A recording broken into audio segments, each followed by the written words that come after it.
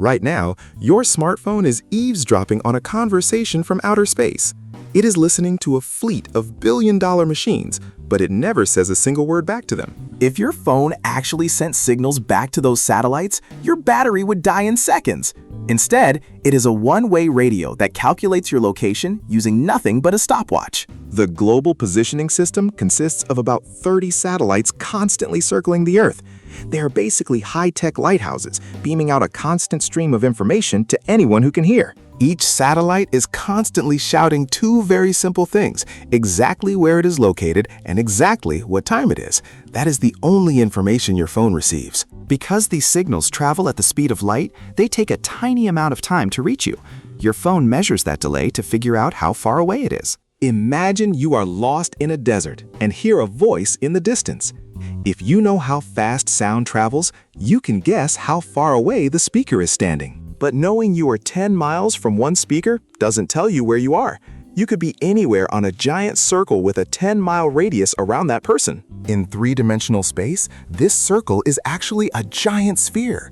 One satellite tells your phone that you are somewhere on the surface of a ball thousands of miles wide. When your phone picks up a second satellite, it creates a second sphere. The two spheres intersect to form a perfect circle, narrowing down your possible locations significantly. Add a third satellite, and the intersection of three spheres leaves only two possible points.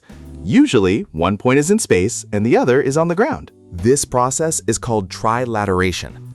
On paper, 3 satellites are all you need to find a point on a map, but there is a massive problem hiding in the math. To measure the distance correctly, your phone and the satellite must have perfectly synchronized clocks.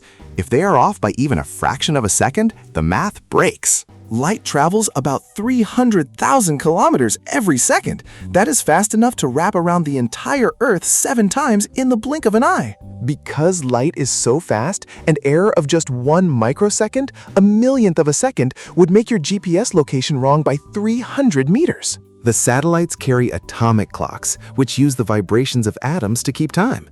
They are the most accurate machines humans have ever built, but they cost a fortune. Your phone, however, uses a cheap quartz crystal. It is the same kind of clock found in a basic wristwatch, and it drifts several seconds every single day. This is why you actually need a 4th satellite. The 4th signal is the key that unlocks the mystery of time for your tiny, inaccurate smartphone. The 4th satellite provides a 4th equation. Your phone uses this extra data point to calculate the exact time offset between its cheap clock and the atomic ones. By adjusting its internal clock until all 4 spheres intersect at a single point, your phone effectively turns itself into an atomic clock without the high price tag. But even with 4 satellites, the system would still fail within hours if we didn't listen to a man who lived a century ago, Albert Einstein. Einstein's theory of special relativity says that time moves slower for objects that are moving very fast. GPS satellites are zooming through space at 14,000 kilometers per hour. Because of this extreme speed, the atomic clocks on the satellites lose about 7 microseconds every day compared to clocks on the ground. But that is only half of the story. Einstein also discovered general relativity, which says that gravity actually warps the fabric of time itself. Clocks further away from a massive object like Earth experience weaker gravity. This causes them to tick slightly faster than clocks sitting on the surface. The GPS satellites are 20,000 kilometers up in space. At that height, gravity is much weaker, so their clocks gain about 45 microseconds every day. When you combine these two effects, the satellite clocks end up running fast by about 38 microseconds per day. It sounds like a tiny amount of time. However, if engineers didn't account for this relativity, your GPS location would drift by 10 kilometers every single day.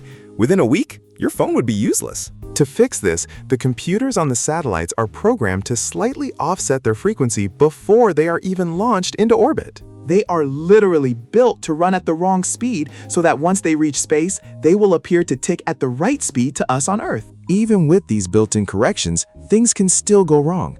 Satellites can be pushed off course by the pressure of sunlight or changes in the Earth's gravity. Because of this, the U.S. Air Force operates a series of ground stations around the world. These stations act as the eyes that watch the satellites. They check the satellite's position and clock accuracy twice a day. If a satellite has drifted even a few inches, the ground station sends a correction signal. The satellite then includes this tiny correction data in its broadcast. Your phone receives this ephemeris data and adjusts its math accordingly. It is a constant, worldwide game of Simon Says happening thousands of times every second, all so you can find the nearest coffee shop. This system doesn't just help you navigate, it is also the world's most important clock. Banks use GPS time to timestamp financial transactions around the globe. Power grids use it to synchronize the flow of electricity across thousands of miles.